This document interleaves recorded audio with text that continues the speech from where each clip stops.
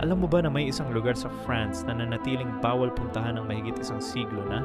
Ang Zone Rouge sa hilagang silangang France ay nanatiling ganap na off-limits mula pa nung nagtapos ang World War I. Noong unang digmaang pandaigdig, ang lugar na ito ay naging pinakamatinding labanan.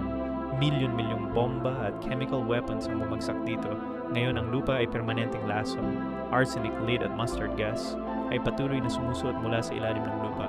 Ang mga magsasaka sa malapit na bukid ay namamatay pa rin hanggang ngayon. Kapag tumama ang kanilang araro sa mga hindi pa sumabog na bomba, sumasabog pa rin ito.